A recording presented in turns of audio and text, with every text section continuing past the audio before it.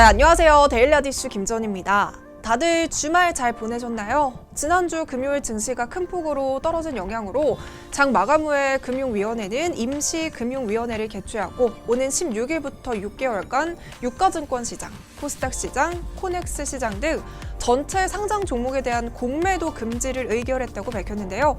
이러한 정부의 정책들이 이번 주 증시에 어떤 영향을 미칠 수 있을지 3월 16일 데일리 하디슈를 통해서 알아보겠습니다.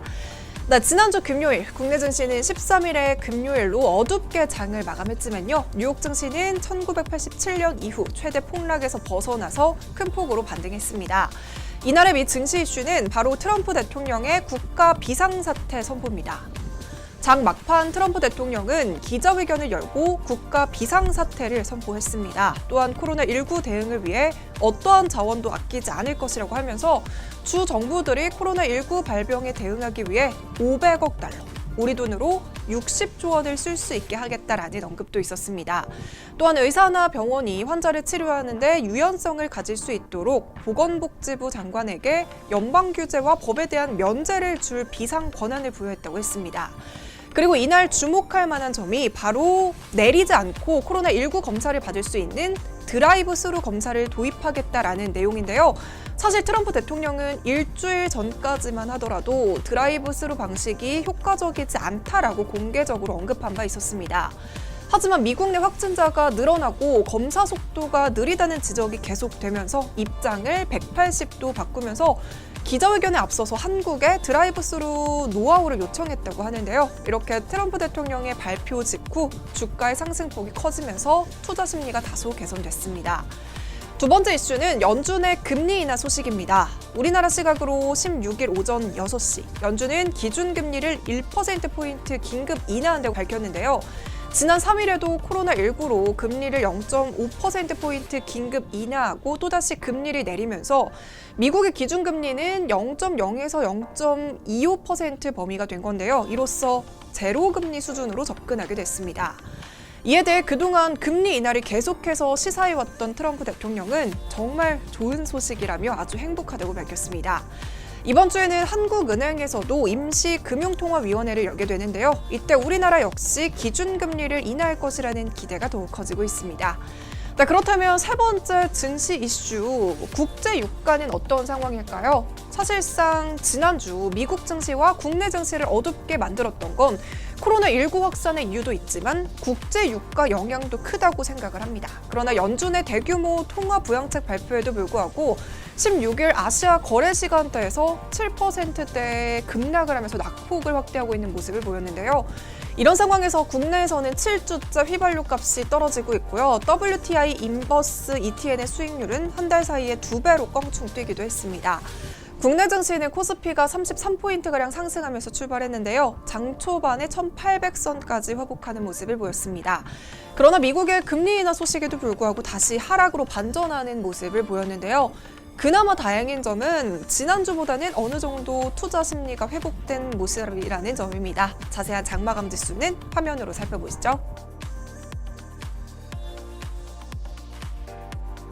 네, 그럼 오늘의 이슈 살펴보겠습니다. 과연 어떤 이슈들이 있었을까요? 네, 먼저 첫 번째 종목은 바이오니아입니다. 바이오니아가 코로나19 진단키트와 관련해서 유럽 인증을 획득했다는 소식에 장중 상한가에 진입했습니다. 바이오니아의 진단키트는 총 2개로 회사 자체 개발한 2세대 분자 진단 장비인 이그지스테이션 앤 트레이드에 사용되는 키트라고 합니다. 또한 이 키트는 전 세계적으로 많이 보급이 되어 있는 외국 회사들의 리얼타임 PRC 장비에 호환이 돼서 사용이 될 수 있기 때문에 기존 장비를 보유하고 있으면 호환해서 쉽게 사용할 수 있다는 장점이 있습니다. 특히 두 제품 모두 코로나19 바이러스를 높은 민감도와 특이도로 검출을 할 수 있기 때문에 코로나19 확진자와 스크리닝 검사가 한 번에 가능하다고 합니다. 현재 바이오니아의 코로나19 진단키트는 식품의약품안전처 긴급 사용 승인을 신청한 상태인데요. 승인이 예상보다 늦어짐에 따라서 해외 대리점의 공급 요청을 맞추기 위해 코로나19 검사가 가능한 등록된 의료기관에서 임상평가를 진행했다고 밝혔습니다. 그 결과를 토대로 수출용 허가 절차를 밟고 있고요. 허가가 완료되는 대로 유럽이나 중동, 동남아시아 등 25개 해외 대리점에 우선적으로 공급을 진행한다는 계획입니다. 현재 분자 진단 장비들이 많이 보급이 되어 있지 못한 국가들은 코로나 진단 검사 확대에 어려움을 겪고 있는 상황이죠. 하지만 바이오니아의 이그지스테이션 앤 트레이드는 RNA 추출부터 진단 시약 혼합까지 모두 자동화되어 있는 분자 진단 장비로 초민감도가 요구되는 에이즈나 C형 간염 그리고 B형 간염 검사에서 유럽 최고 등급인 리스트 A를 아시아에서 유일하게 받아서 장비의 성능과 신뢰성에 있어서 세계 최고 수준을 인정받은 바 있다고 합니다. 이에 따라 바이오니아의 바이러스 RNA 수출용 제품들도 함께 주문량이 급증하고 있는데요. 이 같은 소식에 오늘 장 초반부터 강세를 보였습니다. 5,360원의 시가를 형성하고 상한가인 7,110원을 기록하며 큰 폭의 상승세 보여주면서 마감했습니다. 네, 두 번째 이슈는 개학 연기에 따른 온라인 교육주 상승입니다. 저는 학창 시절에 3월이면 늘 설레임이 가득했던 기억이 납니다. 왜냐하면 새학년, 새학기가 시작되기 때문인데요. 특히 20살이 되고 처음 대학교 개강날을 손꼽아서 기다리던 그 기분을 아직도 잊을 수가 없습니다. 하지만 코로나19 확산으로 유치원부터 초, 중, 고, 대학교의 개학이 계속해서 연기가 되고 있죠. 원래는 지난 2일에 이미 개학을 했어야 했지만요. 2일에서 9일로 미뤄지고 또다시 23일로 2주일 더 미뤄졌습니다. 하지만 시간이 지남에도 코로나19로 인해 전 세계적으로 팬데믹 상황이 되어버리고요.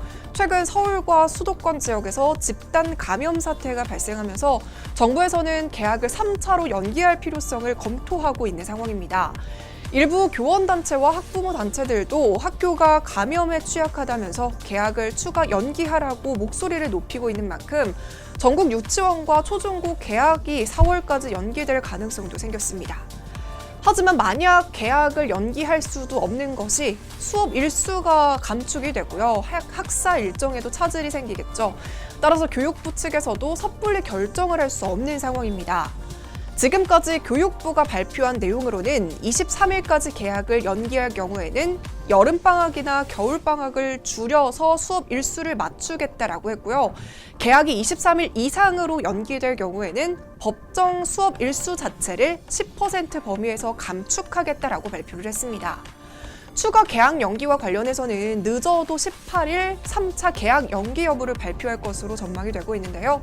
관련 사항은 추후에 다시 전달해 드리도록 하겠습니다. 자, 이렇게 개학 연기로 인해서 집안에서 공부를 하는 이른바 집콕 학습이 늘어나면서 디지털 콘텐츠 학습 시간이 90%, 독서량은 30%가 증가했다고 하는데요. 웅진 싱크빅이 웅진 스마트홀과 웅진 북클럽 46만 명의 회원을 분석한 결과 지난주 비대면 서비스의 학습 시간이 개학 연기 전의 2월 2주차보다 약 90%가 증가한 것으로 조사됐다고 합니다. 실제로 코로나19가 확산되고 개학 연기에 대한 이야기가 나오면서부터 온라인 교육주들은 하락장에서도 꾸준히 상승하는 모습을 보였었죠. 월요일이 시작되고 다시 개학과 관련한 이슈가 떠오르면서 오늘도 온라인 교육주들이 상위권에 이름을 올랐습니다.